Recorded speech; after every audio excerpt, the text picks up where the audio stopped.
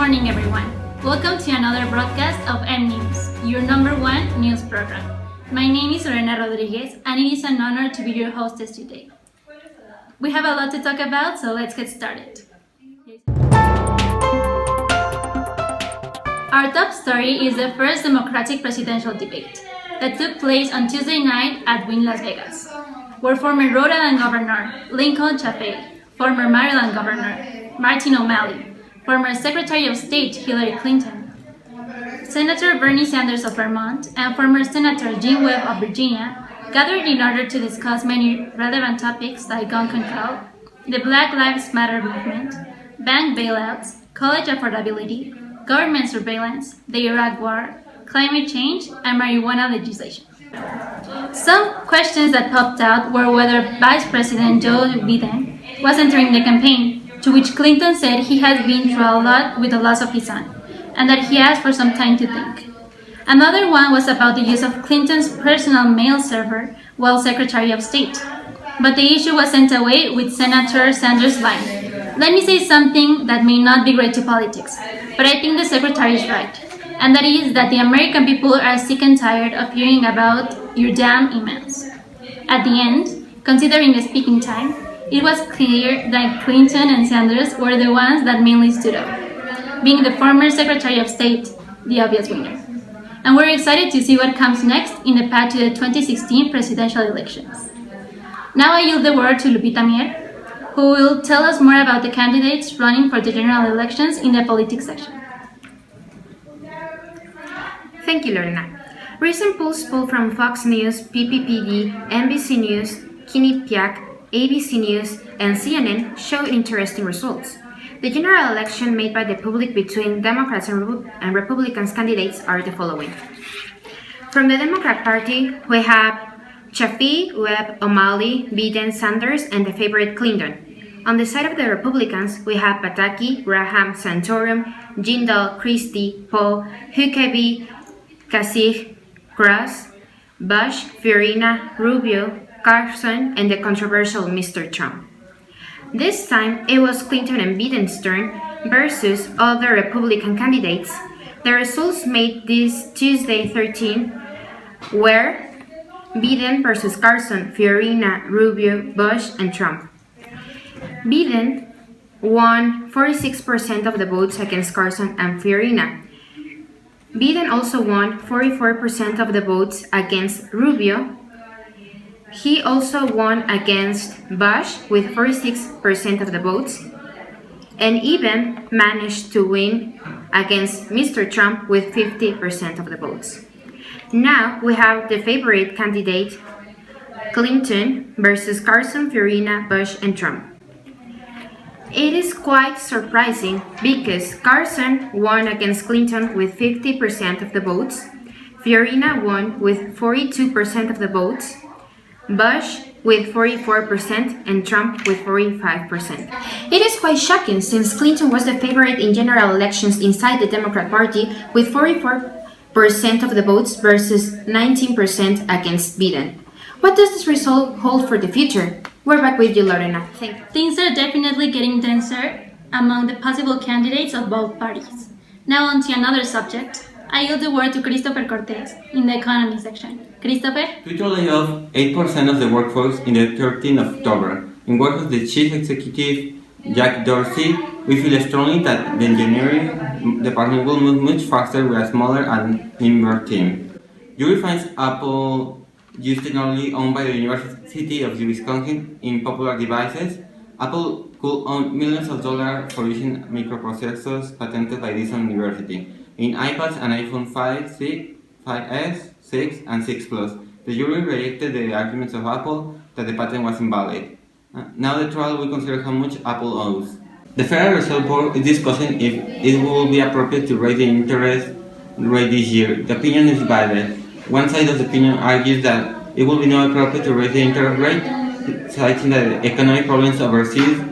In contrast, the St. Louis Fed chief argues that the interest rate should already be around 2% and not near zero levels that it has at this moment.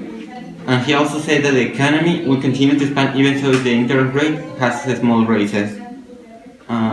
Now I give the word to our presenter Lorena Thank you, Rodriguez. Christopher. Now I yield the word to Lupita Suarez, who will be talking about discrimination in the social issues section. Welcome to Social Issues. The election of 2016 are coming, and America is hearing new hot topics about unemployment and discrimination.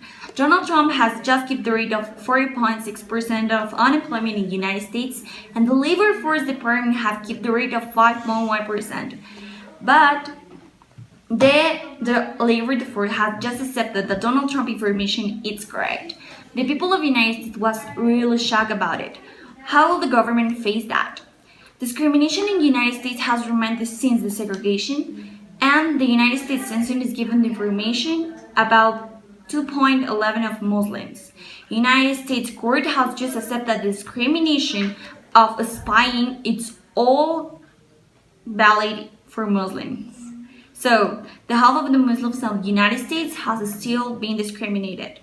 As well as the new law of the United States of all gay marriage is legal, there has been numerous incidents of gay couples facing the population.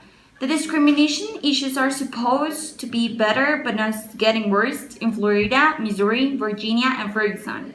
In Virginia, a man called John Murphy has fired from his job at Catholic Assisted Living because he's gay, and in Florida had just started to move the anti-discrimination law to LGBT community. Thank you, Lupita. Now I yield the word to Dania Paniagua, who will be talking about art in the culture section. The piece of Becerra is a book inside which plays 3 books printed with images taken during his expedition to the Orinoco in the Amazonas territory in 1997, and integrated a video in which the public can see the photographs and the contents of the book in virtual image. With more than 4 decades of artistic career, Becerra is one of Venezuela's most international named artists. His work has been exhibited in a lot of exhibitions, galleries, theaters, museums all around the world. He has also received important national and international awards. Also, Dubuffet's art brought outsiders on view at the American Folk Art Museum. Jean Dubuffet believed that art by self-thought and so-called outsider artists possessed an authenticity and creative imagination that was missing from professional art and from modern life in general. Art brought in America the incursion of Jean Dubuffet, which opens Tuesday, October 13. At the American Folk Art Museum, we present nearly 2,000 drawings, paintings, carvings, manuscripts, and other forms from that collection, including pieces by autodidacts like Adolf Wolfe, Max Gill, and Auguste Lesage, as well as works by artists who are less well known. Thank you, Dania. A lot has been going on in the sports section since we have some major events coming up. Now I yield the word to Aranza Vega, who will be informing us some of the most relevant news concerning this in the sports section. Thank you, Lori. The U.S. men's national team starting the 108 minute to put the teams at 2-2, but a goal by Paul Aguilar in the 118 minute made it 3-2 Mexico in a CONCACAF match at the Rose Bowl in Pasadena, California.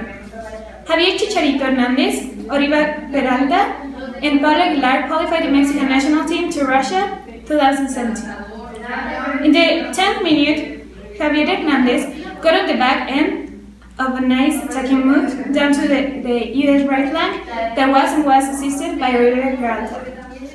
After the halftime, in minute 48, the U.S. let 2 good chances escape on a goal by shocking quick recovery after initial mistakes in the defense.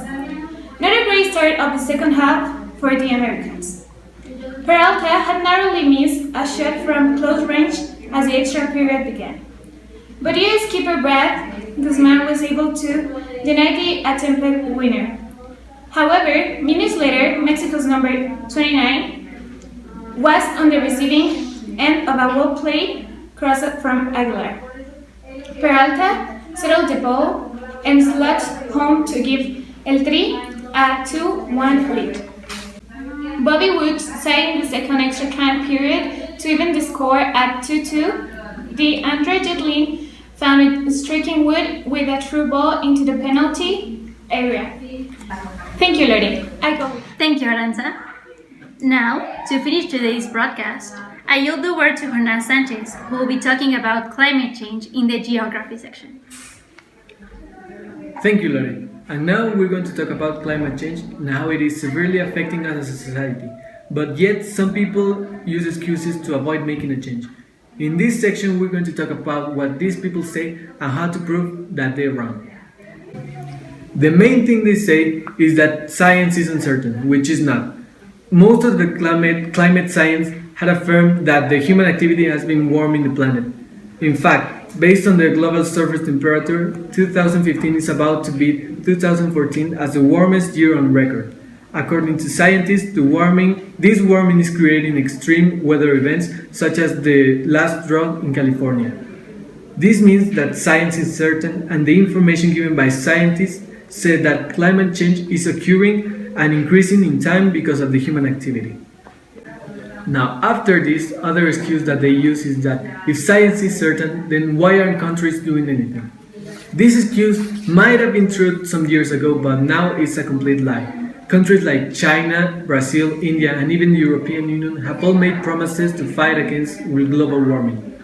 China, being the biggest source of carbon emission, is the most important one. Chinese people have pledged to implement a carbon trading plan in 2017 and have their emissions reduced by 2030. These promises will be significant by the end of this month at the International Climate Talks in Paris. Now, the last of the main excuses inactive people use is that the effort to control these emissions will tank the economy. Inactive people said that the cost of electricity will rise, and in some places that rely from coal-burning power plants, that might as well happen. But coal is already being replaced by cheaper, cleaner natural gas. But the critics normally ignore this. What they also ignore is that climate change is already taking a lot of money from our budget. The extreme weather events that have been happening had a cost of $10 billion in 1980s in annual insurance. That price had raised to about $5 billion in the last decade. These events have also affected big companies, which tell us why so many businesses, aside from the fuel-based business, are so worried about climate change. Okay. Fortunately, not everything is bad news. With time, the world is starting to respond against the climate change. The Pope Francis has added an important moral dimension to this topic. The renewable sources, such as the solar, have been taking strength in the market, and the Paris pledges are starting to be considered as important commitments from key players. Whether this is going to be enough to stop or reduce climate change is yet to be seen. What we can see now is that inactive people are being reduced rapidly. We go back with you, Lori. Thank you, Jonas. That was it for today. In name of everybody here at MNews, we hope you enjoyed today's broadcast, and we wish you all a very good day. See you tomorrow for another segment of MNews, your #1 news program.